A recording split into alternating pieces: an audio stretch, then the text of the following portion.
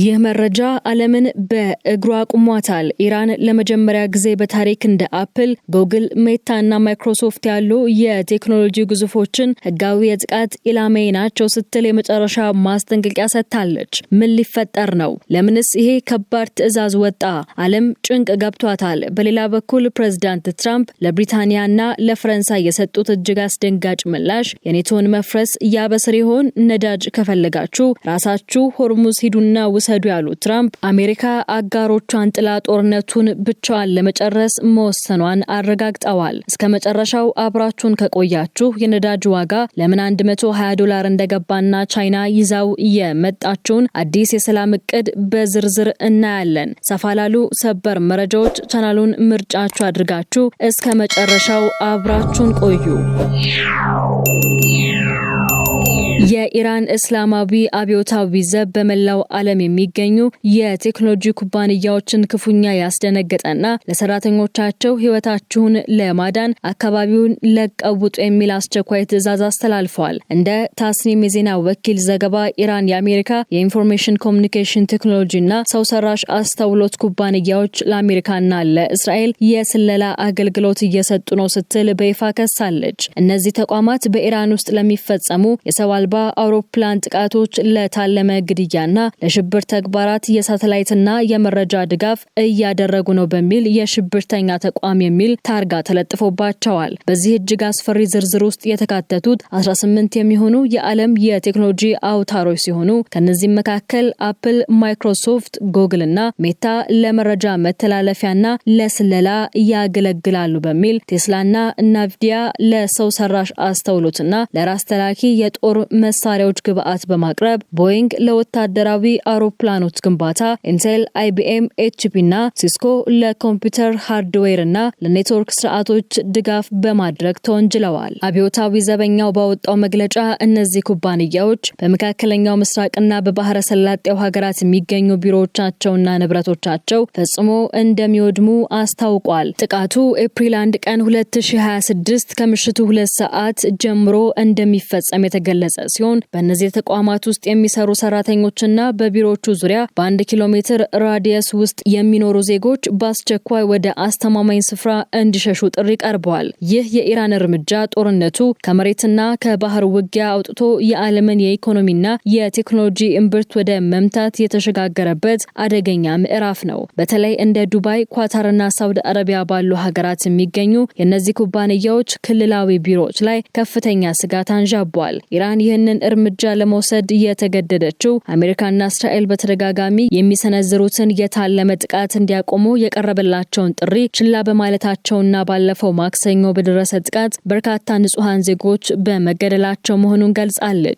ይህ በቴክኖሎጂ ተቋማት ላይ የታወጀው ጦርነት የአሜሪካን የቴክኖሎጂ የበላይነት ለመፈታተን ጦርነቱን ለዋሽንግተን እጅግ ውድ ዋጋ የሚያስከፍል ለማድረግ የታቀደ ስልታዊ እርምጃ ተደርጎ ተወስዷል። ፕሬዝዳንት ዶናልድ ትራምፕ በአሜሪካ የቆዩ የኔቶ አጋሮች ላይ ያላቸው ትዕግስት ማለቁንና ጦርነቱን ብቻቸውን ለመጨረስ መወሰናቸውን የሚያሳዩ እጅግ ጠንካራ እርምጃዎችን መውሰድ ጀምረዋል። ትራምፕ በተለይ ብሪታንያና ፈረንሳይ በአሜሪካ የጦርነት ስልት ላይ እንቅፋት እየሆኑብኝ ነው በሚል ክፉኛ ተቆጥተዋል።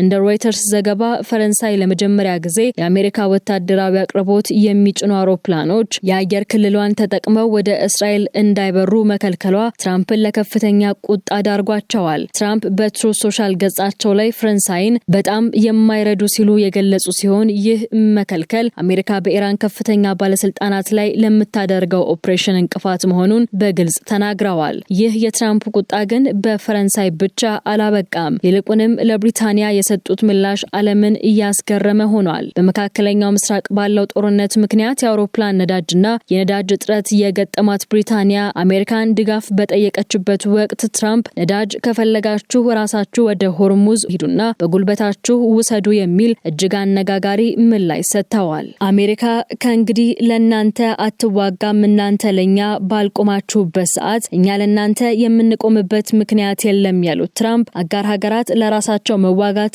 መለማመድ እንዳለባቸው አስታውቀዋል። ኢራን አሁን ደክማለች፣ ከባዱን ስራ አሜሪካ ጨርሳለች፣ ከዚህ በኋላ ነዳጃችሁን ራሳችሁ ፈልጉ በማለት የቀድሞውን የጥምረት ስምምነት ስምምነት ወደ ጎን ገፍተውታል። ይህ በትራምፕና በአውሮፓ አጋሮች መካከል የተፈጠረው ፍጥጫ የአሜሪካ አዲሱ የመከላከያ ሚኒስቴር ፔት ሄግሴዝ በሰጡት መግለጫ ይበልጥ ተረጋግጧል። ሄግሴዝ በመካከለኛው ምስራቅ የሚገኙ የአሜሪካ ጦር ሰፈሮችን በድንገት ከጎበኙ በኋላ አጋሮቻችን አሜሪካ ለነጻው ዓለም በምታደርገው ትግል ወቅት አብረውን ለመቆም ፍቃደኛ አይደሉም፣ የአየር ክልል ፍቃድ እንኳን ስንጠይቅ ጥያቄና እንቅፋት ይፈጥሩብናል ሲሉ ወቅሰዋል።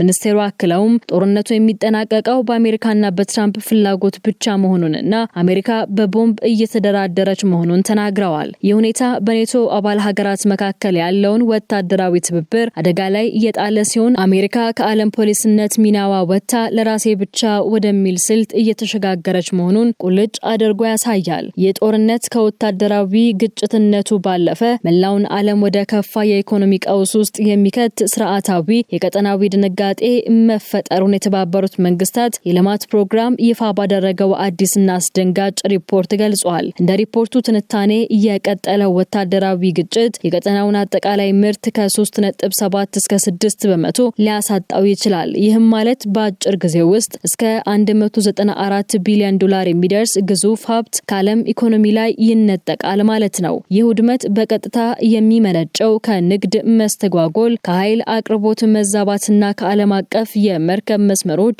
መዘጋት ጋር ተያይዞ ነው። በተለይ እጅግ ወሳኙ የሆርሙዝ ወንበል በጦርነቱ ምክንያት በከፊል በመዘጋቱ በእርሱ በኩል የሚያልፉ መርከቦች ቁጥር በድንገት በ70 በመቶ ቀንሷል። ይህ መዘጋት በዓለም የነዳጅ ገበያ ላይ ፈጣን እሳት እየለኮሰ ሲሆን ቀደም ሲል $72 የነበረው አንድ በርሜል ድፍድፍ ነዳጅ አሁን ወደ $120 ተመቷል። ይህ የነዳጅ ዋጋ ንረት በኢትዮጵያም ሆነ በሌሎች ሀገራት የትራንስፖርትና የሸቀጦች ዋጋ ላይ ከፍተኛ ተጽዕኖ ማሳረፉ የማይቀር ነው። ትራምፕ ለብሪታንያ ነዳጃችሁን ራሳችሁ ሂዱና ውሰዱ ማለታቸውም ይህ የነዳጅ እጥረት አጋር ሀገራትን ምን ያህል አጣብቂኝ ውስጥ እንደከተታቸው የሚያሳይ ነው። ከኢኮኖሚው ውድመት ባሻገር ሰብአዊ ቀውሱ ይበልጥ አሳሳቢ እየሆነ መጥቷል። እንደ ሪፖርቱ ከሆነ ጦርነቱ ተጨማሪ 4 ሚሊዮን ሰዎችን ወደ አስከፊ ድህነት የሚገፉ ሲሆን በተለይ እንደ ኢራቅ፣ ሊባኖስና ሶሪያ ያሉ ሀገራት የችግሩ ገፈት ቀማሽ ይሆናሉ።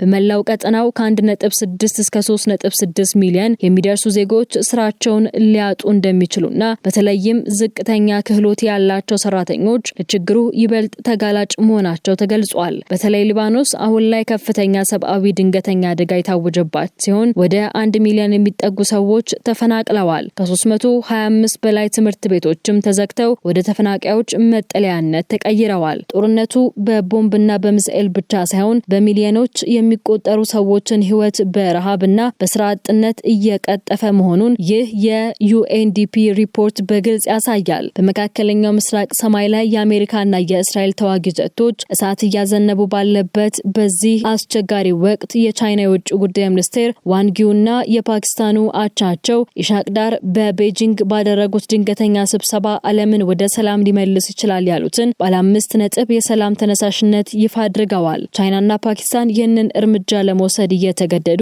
ጦርነቱ ከቀጠናዊ ግጭት ወጥቶ መላውን ዓለም ወደማይመለስበት ቀውስ እየከተተ መሆኑን በመገንዘባቸው ነው። ይህ የቤጂንግ እቅድ አሜሪካ በኃይል ልታመጣው ያልቻለችውን መረጋጋት በዲፕሎማሲ ለመመለስ ያለመ ስልታዊ ጥረት ተደርጎ ተወስዷል። የዚህ ታሪካዊ ባለ 5 ነጥብ እቅድ ዋና ዋና ይዘቶች የሚከተሉት ናቸው። አንደኛው በአስቸኳይ የተኩስ አቁም እንዲደረግና ጦርነቱ ወደ ሌሎች ሀገራት እንዳይስፋፋ ጥብቅ ቁጥጥር እንዲደረግ ጥሪ ቀርቧል። ሁለተኛው የኢራንና የባህረ ሰላጤው ሀገራትን ሉዓላዊነትና ደህንነት ባከበረ መልኩ የሰላም ንግግር በአፋጣኝ እንዲጀመርና ሁለቱ ሀገራት ለዚህ ድርድር ሙሉ ድጋፋቸውን እንደሚሰጡ አረጋግጠዋል። ሶስተኛው በንጹሃን ዜጎችና ወታደራዊ ባልሆኑ ተቋማት ላይ የሚፈጸሙ ጥቃቶች በአስቸኳይ እንዲቆሙ ጠይቀዋል። አራተኛው የዓለም የንግድ መስመር የሆነው የሆርሙዝ ወንበል ደህንነቱ ተጠብቆ ለሁሉም ክፍት እንዲሆን ጥሪ አቅርበዋል። አምስተኛውና የመጨረሻው በተባበሩት መንግስታት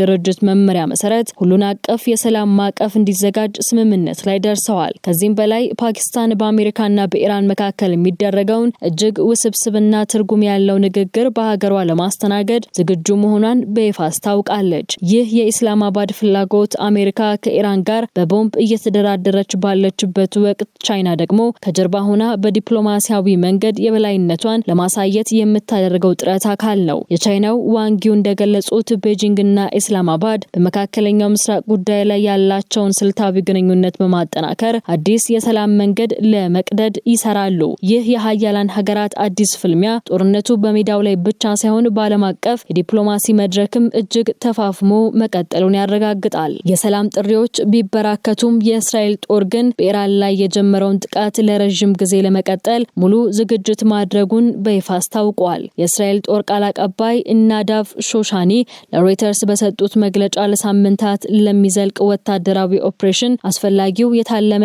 ኢላማ የጦር መሳሪያና የሰው ኃይል ተሟልቶልናል ብለዋል። ጠቅላይ ሚኒስትር ቤንያሚን ኔታንያሁ ጦርነቱ ከግማሽ መንገድ በላይ ተጉዟል ማለታቸውን ተከትሎ ቃል አቀባዩ ይህ ግማሽ መንገድ በጊዜ ሳይሆን በተቀመጡበት ስልታዊ ግቦች መሳካት የሚለካ መሆኑን አብራርተዋል። ይህም ማለት እስራኤል የኢራንን ወታደራዊና የቴክኖሎጂ አቅም ሙሉ በሙሉ እስካላዳከመች ድረስ ጥቃቷን የማታቆም መሆኑን አረጋግጧል። ይህ በእንዲህ እንዳለ ትራምፕ ነዳጃችሁን ራሳችሁ ፈልጉ በማለት ክፉኛ የነቀፏት ብሪታንያ በመከላከያ ሚኒስቴሯ ጆን ሄሊ በኩል አዲስ ወታደራዊ እርምጃ መውሰዷን አስታውቃለች።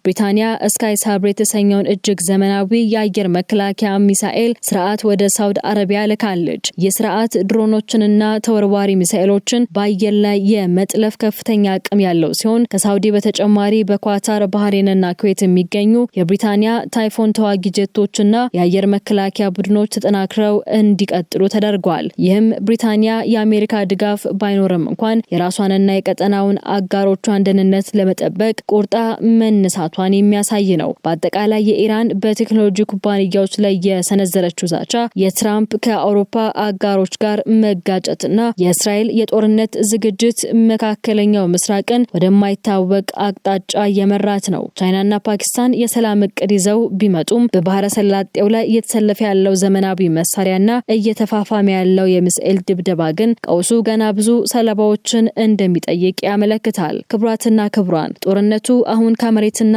ከባህር ውጊያ ወጥቶ ወደ ዲጂታልና ዓለም አቀፍ የቴክኖሎጂ ተቋማት ተሸጋግሯል። ኢራን የቴክኖሎጂ ተቋማቱን እመታለው ማለቷ ዓለምን ወደ ምን አይነት ቀውስ ይከታት ይሆን? ትራምፕስ አጋሮቻቸውን ትተው ጦርነቱን ብቻቸውን መጋፈጣቸው ምን ይሆን መጨረሻው? ዓለም ግን አሁን የትራምፕን ግትርነት ከጭንቋ ጋር መሳ ለመሳ እያስኬደች ነው። ወቅታዊና ሰበር መረጃዎች በፍጥነት እንዲደርሷችሁ ቻናላችንን ሰብስክራይብ በማድረግ ቤተሰብ መሆንና የደውል ምልክቷን መጫናችሁን አትርሱ። በቀጣይ ሰበር መረጃ እስከምንመለስ ሰላም ቆዩን።